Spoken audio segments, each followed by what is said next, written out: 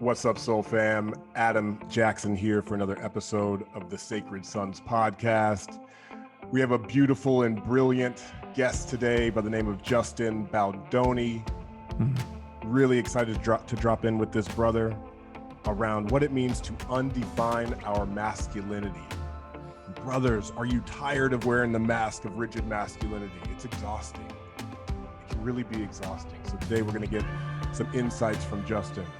With that, our guest today is an actor, director, producer, and changemaker. He is the author of Man Enough, Undefining My Masculinity, and the co-host of the Man Enough podcast. Please welcome Justin Baldoni. What's up, man? What's up? What an intro. That was so sweet. Yeah, brother. My long-haired brother. That's right. So Justin, and forgive my appearance. I'm like I've been going, like I said, I've been going and I noticed that I had an hour block, and so I did my sauna and ice bath, and I just literally just got out. I had to reset and breathe, and so people aren't able to see me right now, but I literally look like a wet dog. So yeah, man. So the sauna, the ice bath, these are part of your practices? Yeah, actually. The ice has been really, really good for me. Heat in general, I've always loved heat, which I wish I was in Maui with you. I'm in Ojai, which is freaking hot, different kind of heat. But yeah, the ice has been really, really good for me over the course of the last couple of years. It's been really nice to put myself willingly in really uncomfortable situations and breathe through it. And yeah, sometimes when I got to reset, that's what I do. Yeah, I sit in Native American Inipi ceremony or sweat lodge. Are you familiar with sweat lodge, or have you sat? Yeah, I've never done a true sweat lodge ceremony, but I'm fascinated by it, and I would love to at some point. Yeah, I mean, it's big medicine, and a part of that is really getting comfortable with being uncomfortable. Mm-hmm. And how when we can breathe in there and move through it in there, then when we get outside and we face the challenges of life, we can breathe through it easily. Well, exactly. I mean, all these rituals are all just metaphors for how to move through the world, right? Yes. I mean, that's the point. I mean, now they're touting all the physical benefits, which of course they're physical benefits, but physical benefits follow the emotional and the spiritual benefits, right? That's right. It's all one. So yeah, of course it's good for this. It's good for this. It's good for this. People have been doing it for all of these years, but really it's about the spirit. The body follows the spirit. Yes. And the indigenous ways and those folks, they knew it. They knew it on that level. And I feel like it's something that we've lost as a culture. And so I see these things coming back. And, before we fully dive in, I just want to take a moment to pause and just take a deep breath for ourselves here as we drop in.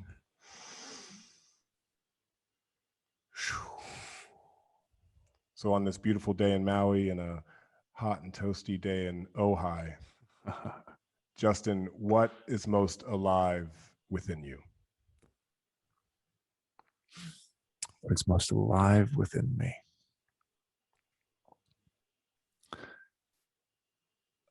What is most alive within me presently is a knowing of both my smallness and my infiniteness, my never-ending expandable consciousness that just it's the duality of the two, reminding myself how small I am in the world, while also understanding that I am a spiritual being having a human physical experience, and my soul is infinite. Those are the two things that I've really been thinking about a lot, at least today. Yeah, man. I'm gonna check in. I can riff on that a little bit. Adam checking in. What's alive for me is being witnessed in fatherhood. And here in Maui, I'm at the Sacred Sons headquarters, and we have some brothers around. We got together to watch the UFC fight the other night. And one of my brothers reflected to me, he goes, like watching you as a dad, he was like, it's amazing. He's like, you never say no to your son.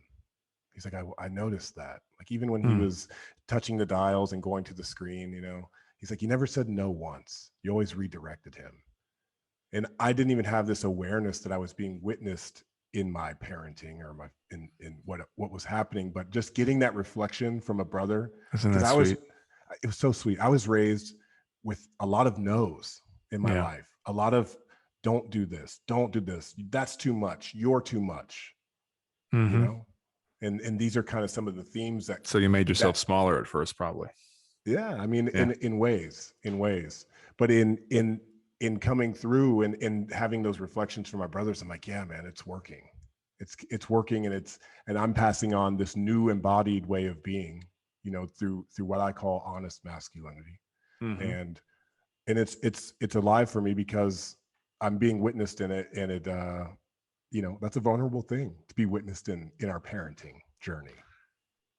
It is. Parenting is I love that you brought up fatherhood. I mean, I think a lot about fatherhood. It's I have two children. I have a 6-year-old daughter and a 3.5-year-old son.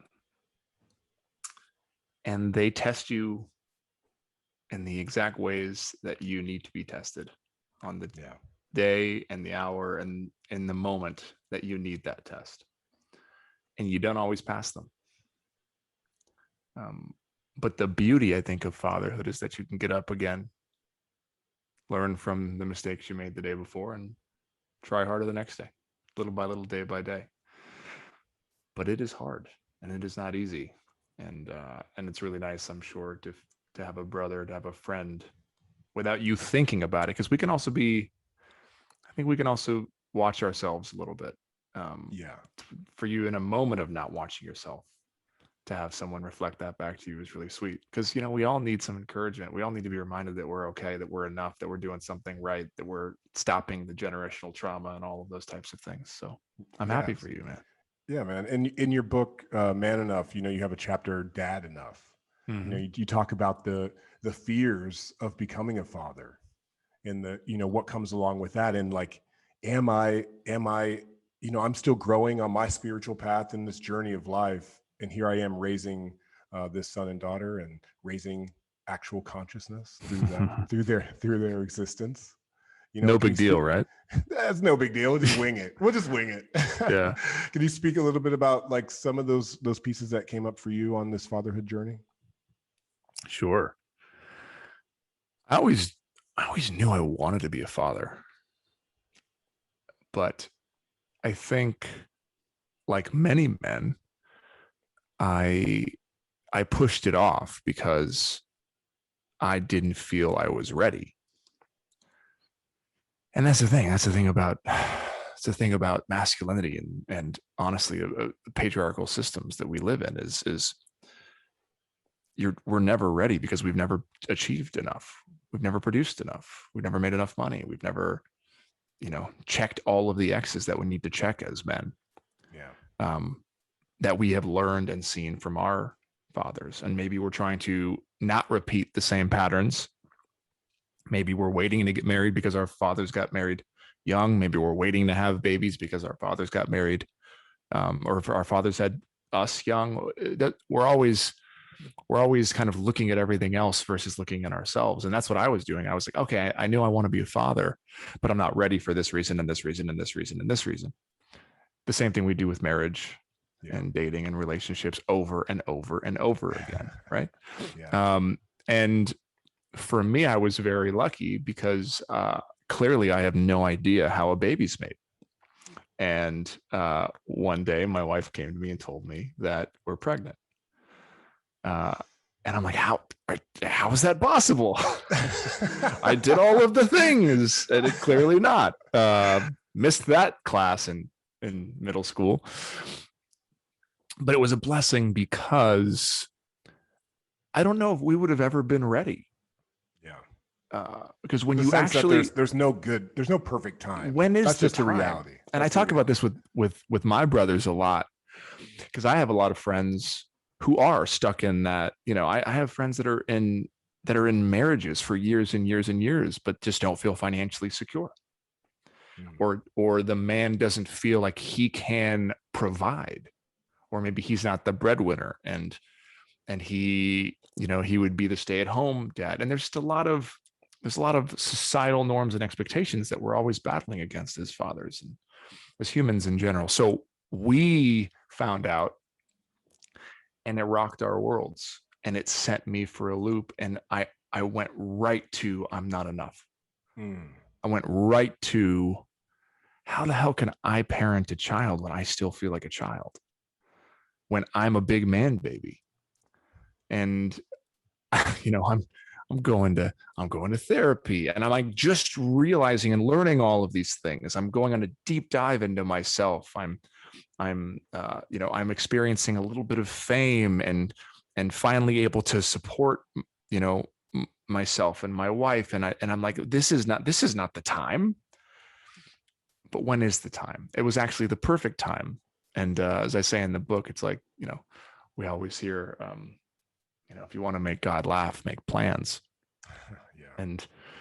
And right before I found out, I was in the car, and I also write about this in the book, and I don't always pray in the car, but there was this day I was driving. I was in Venice.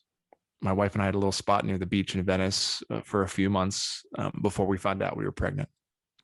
And I was in traffic, and I just started praying, and my prayer was, and it was like a deep, really strangely intense prayer, where I was asking God to show me what true selflessness looks like. Because I realized my intersection as a man, as a white man, in this world, the way that I was raised, I don't know if I in my bones had experienced true selflessness. I'm talking about the selflessness where it's like, without thought, lay down my life for you. I'm talking about no thought of myself in moments, out of my body, and I just care about another soul. And I was like, I want that. That's what I want to experience. And then, like, I think a week later, my wife tells me she's pregnant. And Wow. I was like, Wow.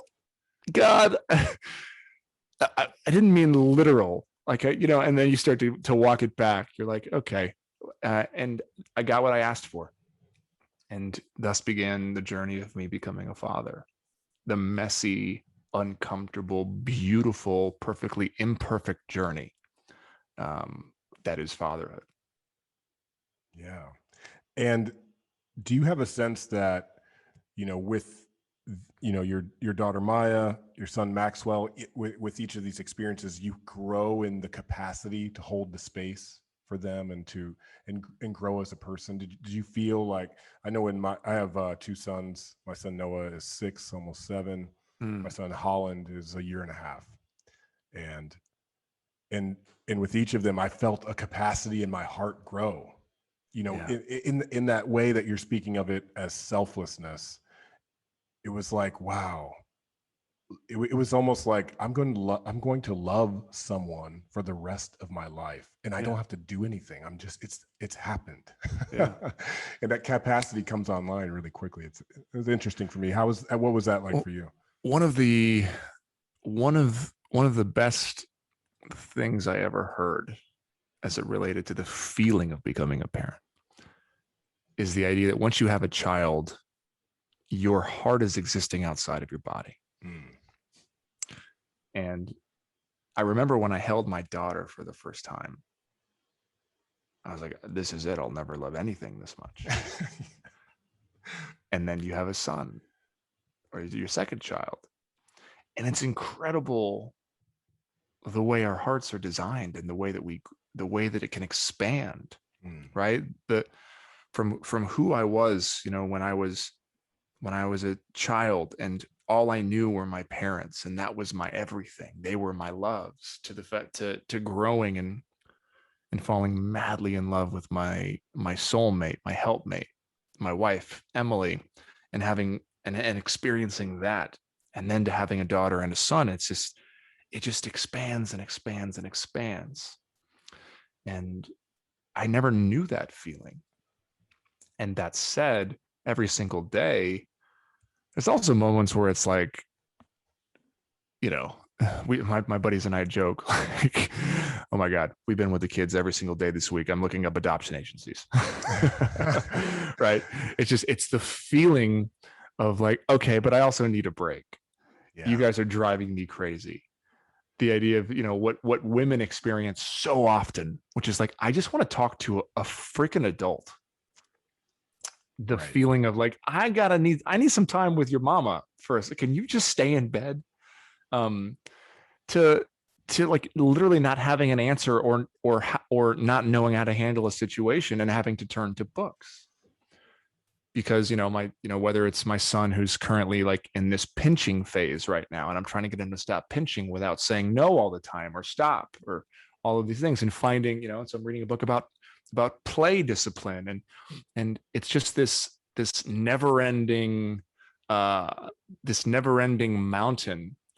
where every single day you learn something new, but more importantly, they reflect so much back to us.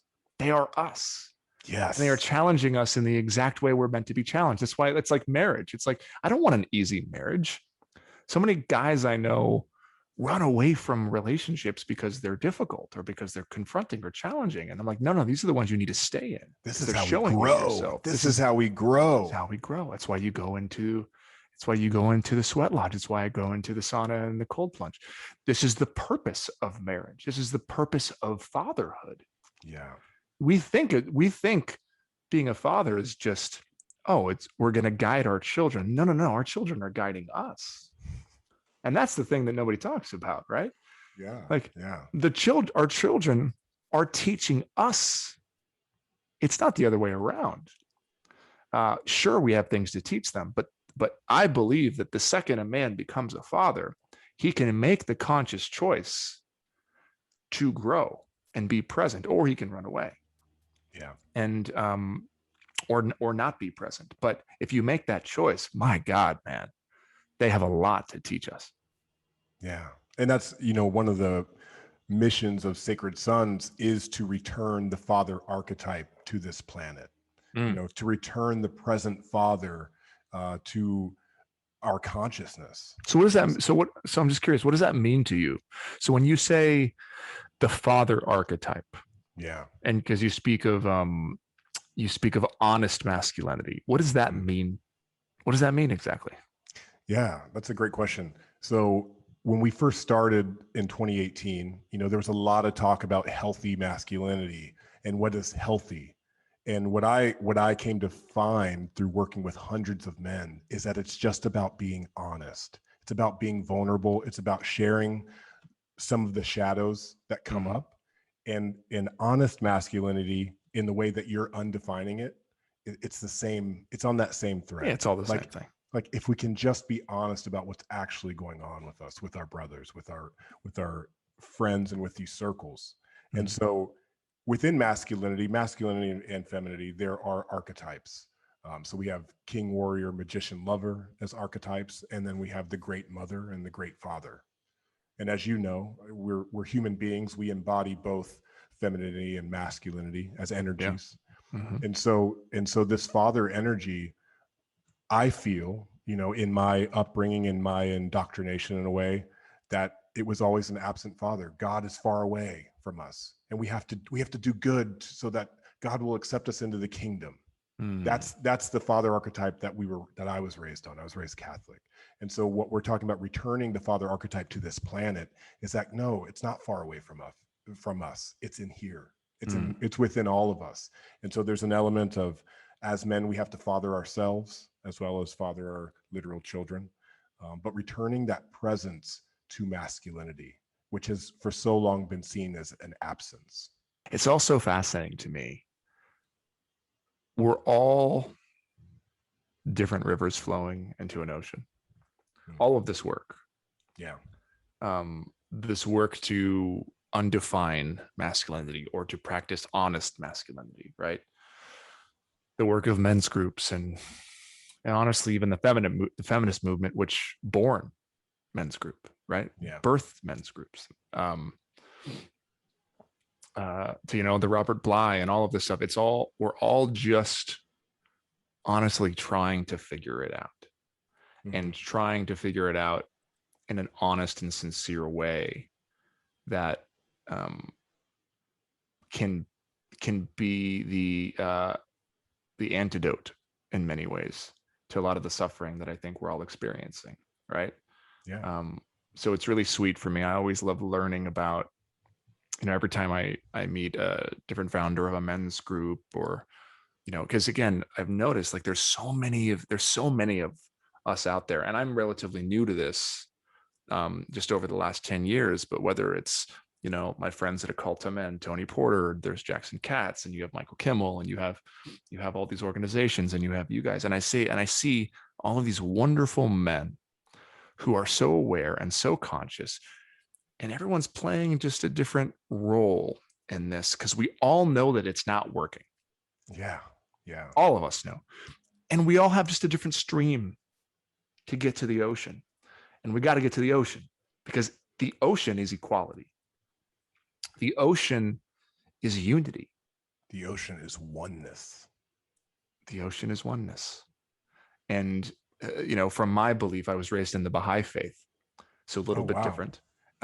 So a lot of my work and a lot of my practices and a lot of my ideas stem from the Baha'i teachings and the Baha'i writings, in that it is oneness. It's all oneness. We are one drops in an ocean, right?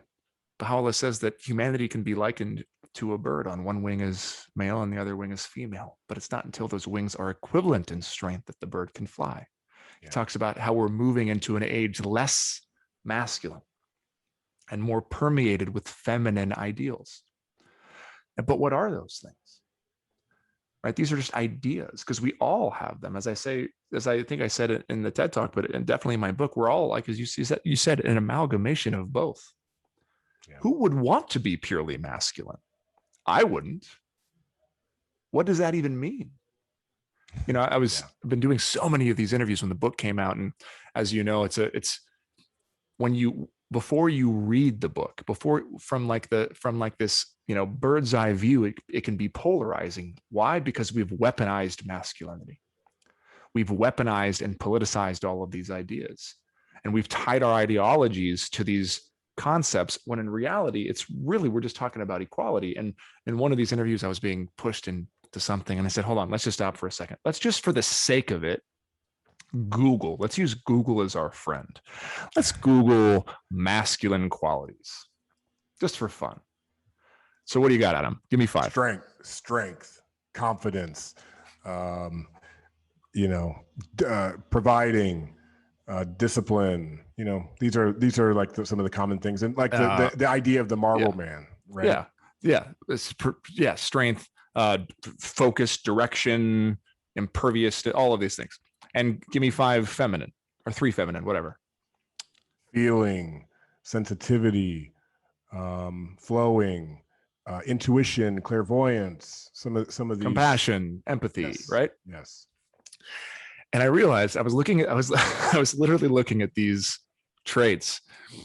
And if I was an alien species, or forget that, if I was Elon Musk in his SpaceX labs, and I'm like, you know what, I'm going to build the next generation of robots that's going to solve whatever problem, I would want those robots to only have the masculine qualities.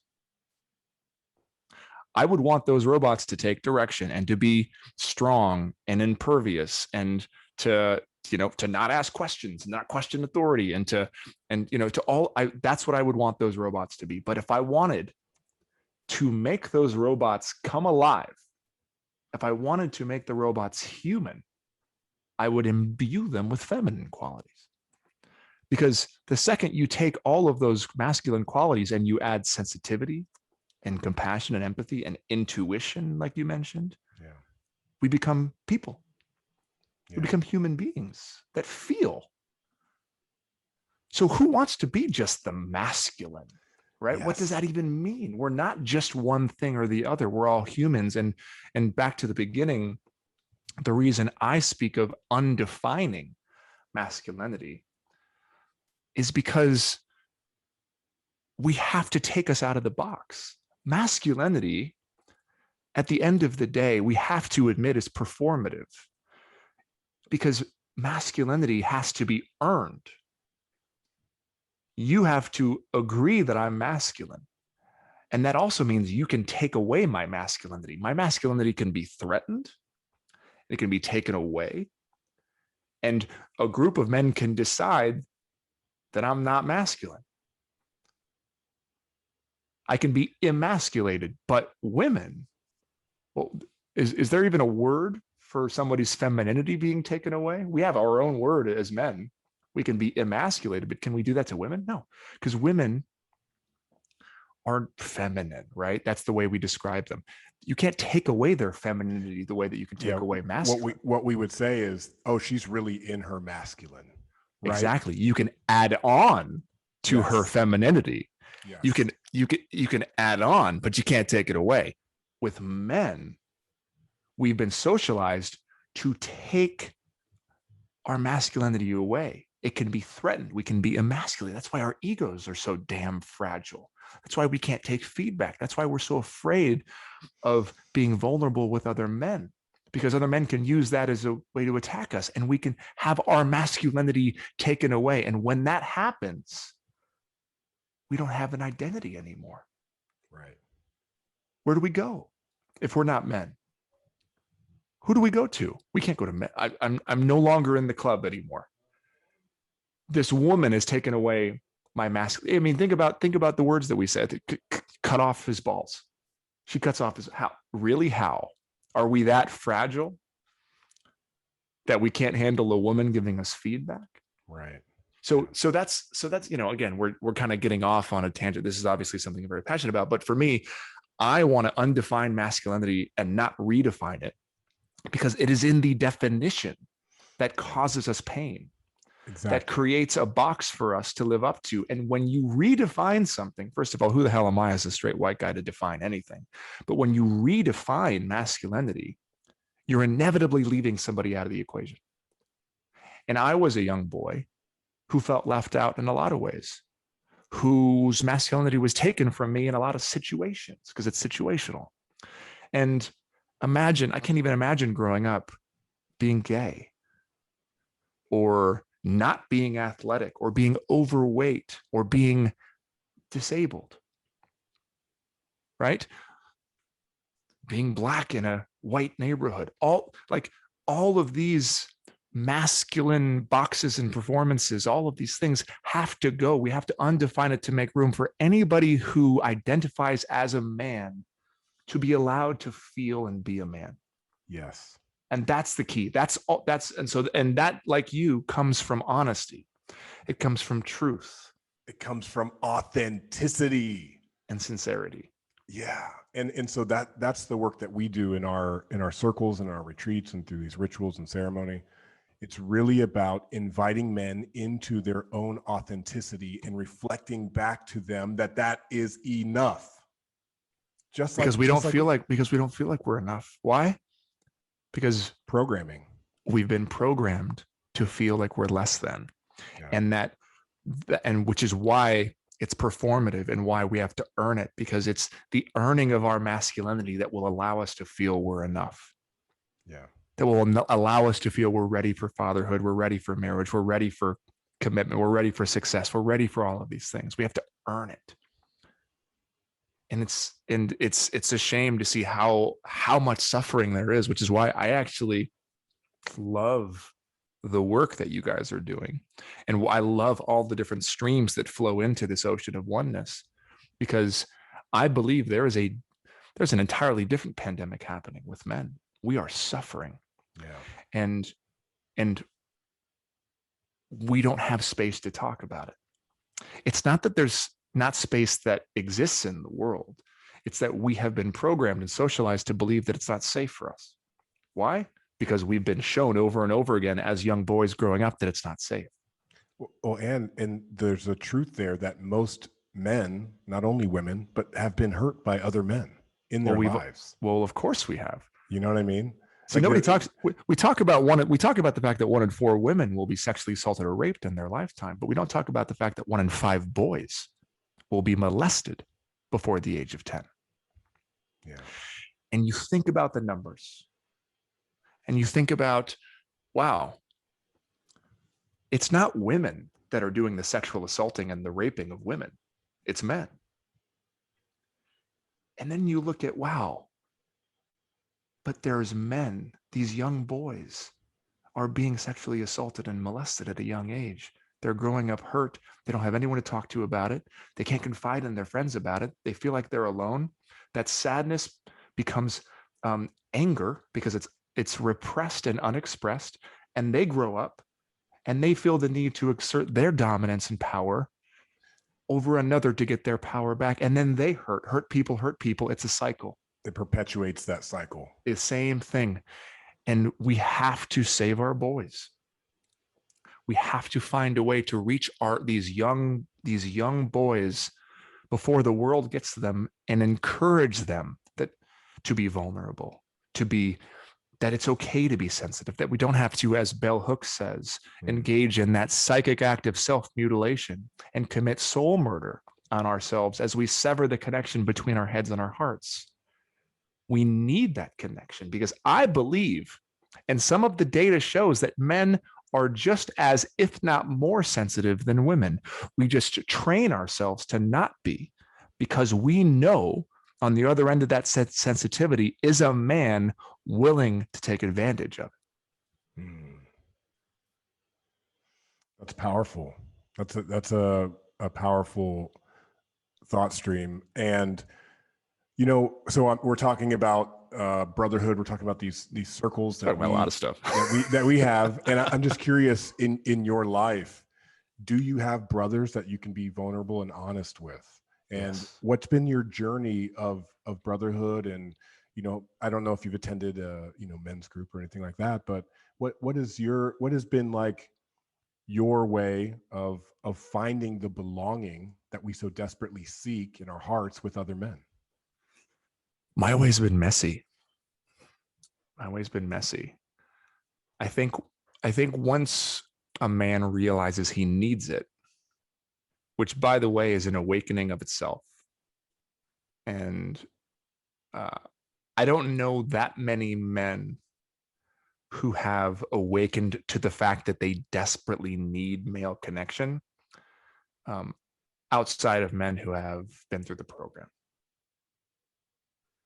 I think the program is such a beautiful, beautiful thing for so many men to reach rock bottom and to go into a system of accountability and friendship anonymously. I think I would imagine, I don't know the numbers, but I would imagine that a lot of those programs are feeders into systems like yours because those men become ready. But for me, it was very messy in that I remember early on reaching out to some of my best guy friends. And, I remember in my early 20s, I went through a phase where I lost a lot of people. I remember I was so close to I'm Italian, so I was super close to my nana and my mom's side of the family. So my nana was in hospice and my grandma was to the hospital and my grandpa was heart sick. So they were both in the hospital. She died. Then my other nana died, and then my uncle passed away. And I was just going through all this stuff. And I remember feeling super alone, and I could only talk to women. Yeah. And one day I was like, I got to talk to my boys. I got to talk to my friends. I had these close friends, but I've always felt this invisible barrier that has over the years prevented me from actually sending that text and making that phone call. And then when I'm in their presence, actually saying what I'm feeling. Yeah. And that invisible barrier is socialized masculinity. That's what it is. Because we've been taught that we're not allowed to do that unless there's a basketball in our hands, a football in our hands, or we're in the weight room, there's a beer in our hands, there it or is. we're at the bar. I mean, look at the way bars are set up. it's intentional. We don't face each other. A bar, we're side to side, and we're watching a TV. And if the TV is not on, we're side to side. So we never have to look at each other in the eye, because men don't look at each other in the eye. We can't do it. It's so hard, which is probably why you have soul gazing and those types of things at your men's groups. You have to break that down. But the way I describe it is, in the medieval times, we had these castles, right? And we've seen them, and you have these huge, big gates, and there's an enemy coming. The guy rides in on the horse. He tells everybody, "There's an enemy coming, whatever. Close the gates." You shut the gates. I have felt that exact same thing over and over again throughout the course of my life when I've been in close proximity to men and wanted or felt the need to share, or just been in close proximity. I have felt my gates metaphorically shut. Yeah. And I don't know why. And this is part of the thing that's kind of spurred me on this journey, is why when I'm with my own father, who wiped my ass, who held me, who fed me, who took care of me, who I cuddled with till I was 8. Why do my gates shut with him? Why do my gates shut with my brothers? What is that thing? And that was what I learned as I was reaching out for help. My gates would shut. And then back to my story, I remember the first time I talked to a guy friend about something I was really feeling. He didn't know what the hell to do, because he hasn't been taught how to hold my pain. Yes. Because my pain triggers his pain. So all he could say was, "Oh man, that must suck." And what did I learn? I can't trust men. Right. So I have to lean on women. So what do we do then? We men make women our therapists and our sexual partners, the mothers to our children, and our mothers. Right. Exactly. We can't trust men, so we give everything to our women, and we wonder why our marriages are falling apart. We wonder why women don't want to have sex with us. We wonder, because they're not meant to be our therapists. They're not meant to hold all of our shit. That's what brotherhood is for. Yes. That's what therapy is for, right? That is what's lost. We've literally beaten these emotional sensitivity and compassion and empathy out of ourselves for generations. And we've created a mistrust, a lack of trust with men, because all we want to do is exert dominance over another man so that we can feel more powerful, which is why the work you're doing is so important. And so now with my group of friends, we've really been practicing like just these check-ins. And where I'm like, "Hey, I'm really struggling." And I send a text, or I'll pick up, or I'll call. And because I'm in a place in my life where I'm so busy, generally when I call, it's a little bit of an SOS. Yeah. When it's just like a random call and it's like 8 p.m. or something, I'm like, "Yo, I need to talk." And I talk about this, and I allude to it in the TED Talk, and I talk more about this in the book, is I had a struggle with pornography. And it was a secret struggle because, the perception of me in the world and with my friends is I'm a spiritual guy, and I've been labeled a feminist and all of these things, a male feminist. And yet here I am with a secret challenge, which is that I have a draw to porn when I'm feeling at my lowest or hurt or like not enough. And I didn't have anybody to talk to, because I felt like I was alone, even though I've been doing the data and the research. And I know that the percentage of men with a challenge with porn we're talking astronomically high numbers. We're talking pastors and priests. We're talking leaders and scientists and porn researchers themselves. And the culture has created such shame around it. And I didn't know who to talk to about it. So I had to take my best friends to Mexico under the guise of a guy's trip. Be like, "Yo, I really just need to get away. Who wants to go to Mexico?" So we go to Mexico. And my intention of taking these boys to Mexico was so that I could say, "Hey, I'm really struggling with something, and I have been for a while, and I just want to talk it through." And in that 3-day guy trip, I couldn't talk about porn until the end of the 3rd day. And the only reason I could talk about it was because one of my best friends who was on that trip with me was braver than I, and he brought up his challenge with porn. Yeah. And that allowed me, his vulnerability allowed me to be vulnerable. And then I shared it. And when I shared it, it was 1,000 pounds coming off of my shoulder. I felt seen, he felt seen. My other brother shared his molestation and his struggles. My other brother shared what he's going through and his breakups and his emotionally abusive tendencies and behavior. And suddenly here we were, 3 days of bullshit. Finally, on our last night, we're all together in community, talking about what we should have been talking about the entire time. And there's so much strength in that vulnerability. There's so much. It's the strongest thing in the world, man. About dissolving the illusion of being isolated in our suffering, because that's what has been happening to it is a men delusion for a very long time. It's like, no, man, like, you know, in our circles, we just, you know, let's say someone steps in the center and they say, yeah, I'm really struggling with a pornography addiction. This comes through often. And I just stop that man. And I say, who else? And doom, doom, doom. Hands are going up all around. And the man looks up and he sees all these other men with their hands up. And I'm talking about big, strong guys. I'm talking about like how you're saying. They just break down. And then it's like, oh, I'm not alone in this. Right. And from that place of openness, that's when we can actually get in and excavate and extract and find out what the source of that is, whether that's the loneliness or the depression or whatever it is that's leading to those behaviors. That's when we can actually get in there and kind of start the rewiring that is required to undo this conditional social programming. And that moment when that man looks up and he sees the other hands, what that does for him would take years of therapy. Yeah. Because in that moment, you're facilitating an experience where that man can hand over his shame. And shame, when left unchecked, just grows in those dimly lit basements of our hearts.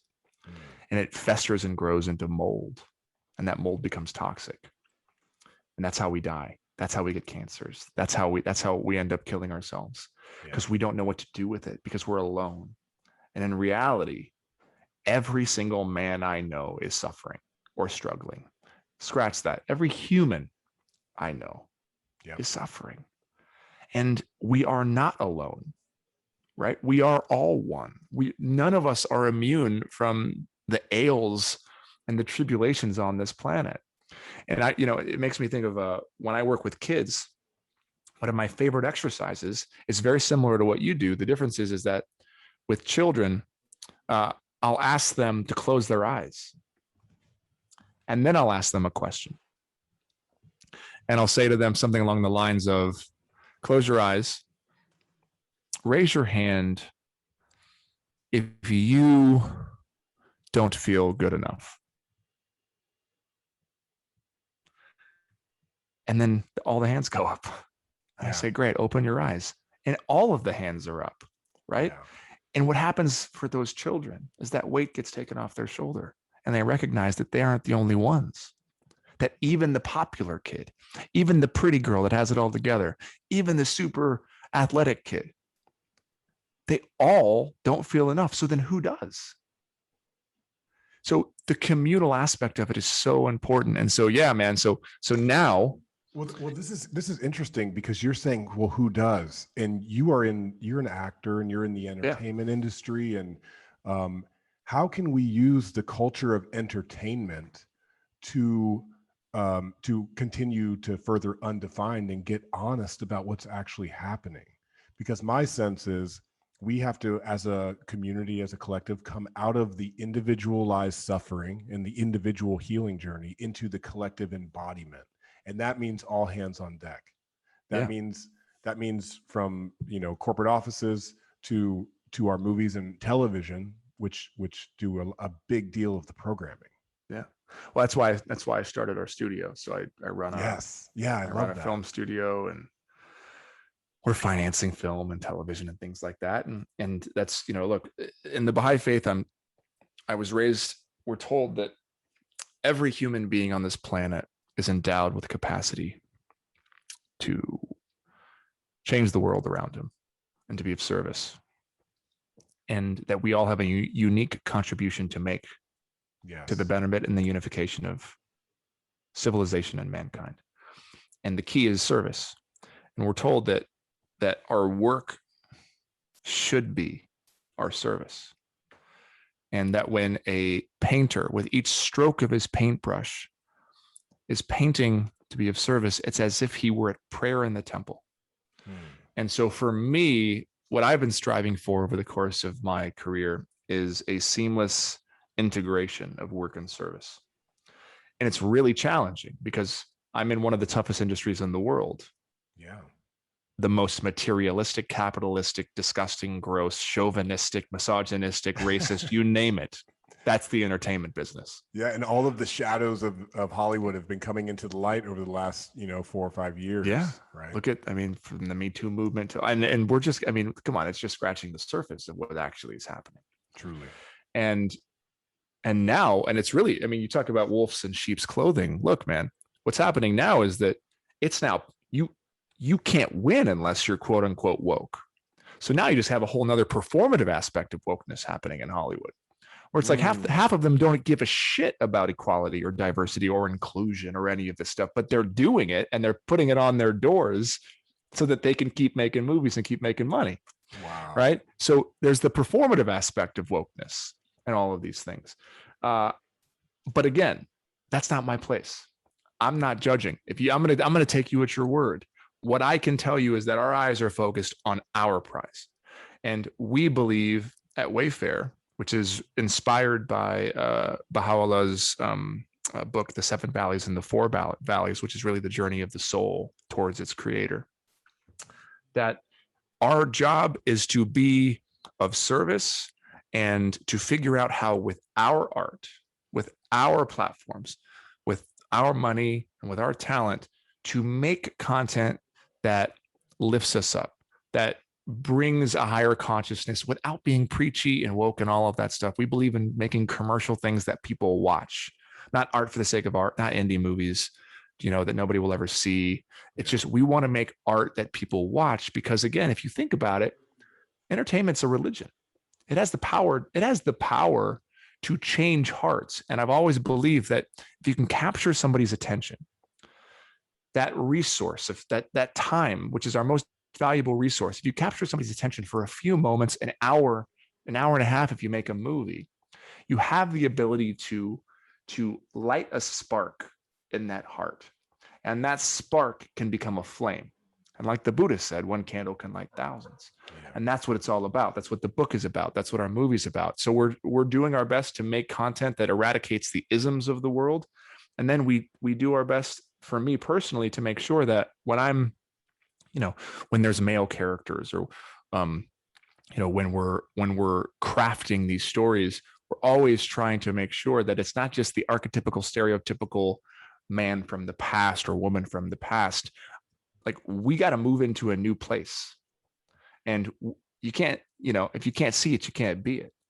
And there's a lot of young boys out there that need to see the example of what it means to be a man who cries or feels or has brotherhood or who shares these things. The difference is that it's not socially acceptable yet. So you got to find, in some ways, funny ways to do it, right? We're developing my book into a funny TV show, right? The journey is if you think about it, it's really funny. Just the idea of, like, just take my trip as an example. All the shit that I had to do to get myself to open up with other men. This stuff's funny. That's the hilarious. kind of stuff that you've witnessed. If you think about your men's groups, some really funny stuff happens there. The difference between comedy and drama is 1%. It's just taking it a little farther in one direction, right? Yeah. And so we're working on that. We believe that, as Uncle Ben said in Spider-Man, right? Great power comes great responsibility. And if I'm given a platform, if we have this platform, we have to be doing something with it.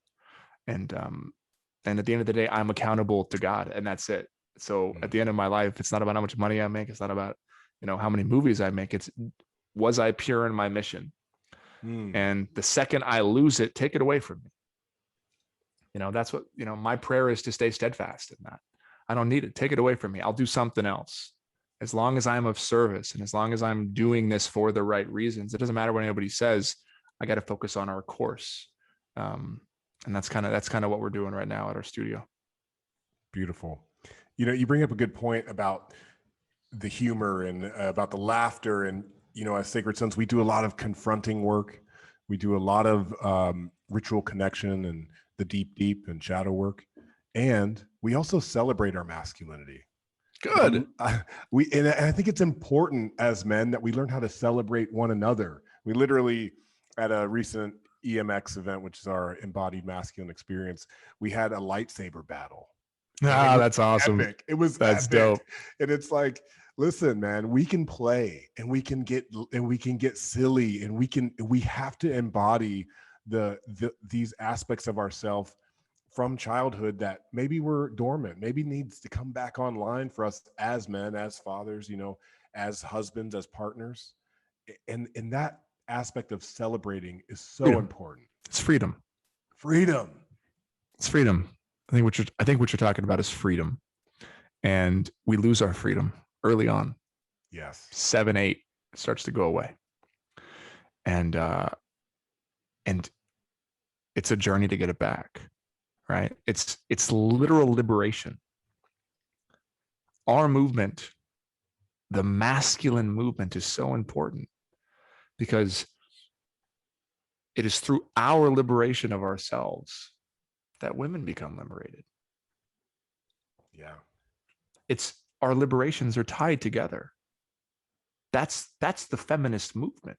Women need us to do, as I say in the book, that hard work of heart work. We have to do that on ourselves. That doesn't start with women. They can't do that for us. They've been trying to do that for us forever, but we're not listening. We have to do it ourselves. Our liberation is then tied to theirs. And if you think about this lack of freedom, man, I know, because I am constantly trying to figure out what is that, again, that gate that comes down for me. Why can't I just dance and play? Sometimes I look at my child, and you talk about how let's take it back to the beginning and how our kids are teaching us. My son is free. He will dance. He has no rhythm. He will move. He's my daughter has all the rhythm. My son has no rhythm, and he feels something. It's all in his body, and he's moving around and shaking and all this stuff. And you could literally see energy moving through his body when he gets excited or angry, or everything changes. The way that he's able to squat and move around, and he's free. He laughs, he cries. He cries, he laughs. He sometimes cries and then laughs. Like that. That's right? How we're designed. We're designed to feel, because my boy, my sweet 3.5-year-old boy, hasn't been socialized to kill his feelings yet. He hasn't been socialized to put on his armor, or that his freedom can be judged, or make him feel less of a man, or be used to attack him. He's free. And I look at my son and I say to myself, I want to be free too. That's what I want. That's what I desire. That's what I want with my wife. That's what I want with my daughter. That's what I want with my friends. Yes. I want to be able to be free and move and dance and play and make an ass out of myself and not care what anybody says. I want my body to be able to look whatever way my body needs to look, and not feel like I can't take off my shirt because I don't have a six-pack. I want to be free. I want to be able to sing even though I have a shitty singing voice, and not care what anybody thinks. That's freedom. But we don't get to do that anymore because it's been socialized out of us. So putting ourselves in the cold plunges and the sweat lodges of play so many of the things is so important. Yeah, so many of the things you just said, ecstatic dance, the singing. We actually have a whole process on our weekends where we literally do a freestyle circle, and every man goes, and it doesn't matter if you can't rap or sing. Whatever you bring, if it's poetry, if it's movement, if it's silly, if it's just noise, You have to go. Yeah, that's So awesome. we're stoking those internal flames of freedom, because it is. I agree with your assessment. Like, yes, it's about getting back to that freedom on the soul level. Yeah, our souls, you think about it, our souls want to dance, our souls want to sing, our souls want to fly. Yes. That's why I think we're so unhappy, because we don't allow ourselves to. Think about that, man. You have an innate longing and a desire to do something, to express something. And then your brain, your mind, your socialization tells you can't. That is pain. That is suffering. That is depression. That is anxiety. That is all of these things that we feel every single day. That's what we need to be set free of, so that when you feel pain, you cry, you yell, you scream, you get it out. You don't leave it in. And that's my personal therapy journey, man. That's what I'm in therapy for me. And this is personal, but I'll just say it. I am working with my therapist on figuring out what the fuck I feel. What does my body feel? He asks me, he'll say, well, what's coming up for you? What feeling is in your body when you say that? Right. And my first response is, I don't know. Why? Because I've been taught my whole life not to listen. Yeah. Because how I feel doesn't matter. I'm a man. Who cares how I feel? Yeah, because so many of us are stuck in our heads, and we're in this analytical. So we have become detached from our bodies, and our bodies know. Our bodies hearts, know. Right? Yeah. Like and not only our heart, but the tingles in the fingers or the twitching of the legs, like all of these signals are coming through the body. And the work for many men is making that journey from the head to the heart. Yeah. And what you just described, that's the thesis of the book. Yes. Is, how many quotes have we read? The longest journey we'll ever go on is the journey from our head to our heart. And the book is all about, my work, your work is all about taking us out of our heads and into our hearts, to asking ourselves how we feel about these things. Because as I say to my children, as my kids repeat every single night, the heart is the strongest muscle in my body. That's their mantra. Every night, that's what they say. The heart is the strongest muscle in my body. And that's the thing I've been teaching my son since he was a kid, because the world's going to tell him to forget his heart. And what's so ironic, and what I find so ironic about this idea of a lot of these men's rights movements and a lot of these other men's movements, is that they look at some of this work and they'll call it weak, or they'll call it feminine. They'll call it all of these things. They'll put labels on it. They'll call it beta and all of this stuff. And if you truly think about traditional masculinity and what we've been taught our entire lives it means to be a man, there is nothing more masculine than this shit. There is nothing more masculine than, I'll just say it, a dude writing a book about all of his shit and putting it out in the world, and then going on endless talk shows and to talk about his stuff. What's more masculine than that's bravery and courage? Yes. What's more masculine than you bringing other men together to talk about and to share experiences that are so scary for them? What's more masculine than one of your guys who stands up and raises his hand and says, I struggle with porn?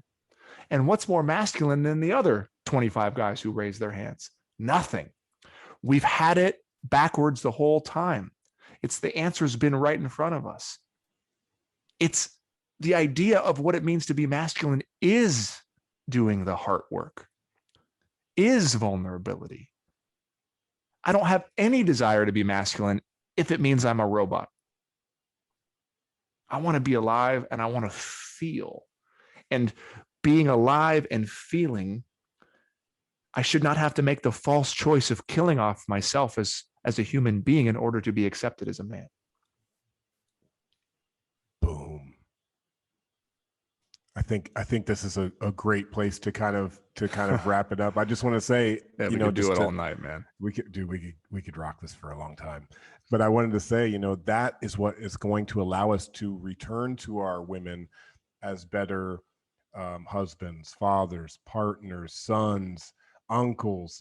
When we do this work with other men or men, or if you're or men, yes. Not to be heteronormative in my speaking, but there is a sense that we as men have the responsibility to hold other men. Yeah. And I'm here for that. And you're here for that. And your book is a great way to connect to that. Like I saw there was a quote somewhere like, this book can be a brother. This book can be your friend, you know, as you're reading through this journey to relate to open up with. Well, that's what I hope it is. That's why I wrote it. The book's not written, and just so anybody who listening is, if they're interested, the book's not written from a place of me as a teacher, because I'm not a teacher. Not a teacher. I'm a student, and I am learning and unlearning every single day. So this book is me in the middle of one of your circles, raising my hand and saying, chapter 1, this is what I struggle with. And because there's a lot of men who can't go to your circles, who don't know where to start and who don't have brothers. And I wanted the book to be that brother for them. Yeah. Because I never got the book. This book, nobody handed me this book. I needed this book at 11, at 13, at 16, at 25, at 35. And that's why I wrote it. And it's a jumping off point. And my hope is that men read this book and then find these other groups, find therapists, take the burden off of their partners, take the burden off of their spouses.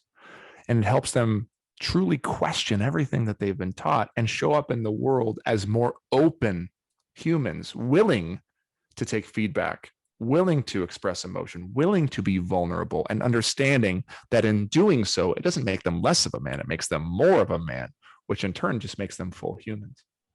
Yeah. Justin, you are an inspiring brother.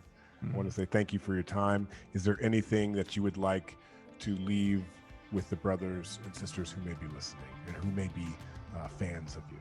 Oh, I would just say that whoever you are, wherever you are not alone. And you, whether you want to believe it or not, whether you choose to believe it or not, today are enough. You are enough. And with that, Justin Baldoni, Adam Jackson, Sacred Sons, Man Enough, Undefining My Masculinity, Undefining Our Masculinity. We're out, family.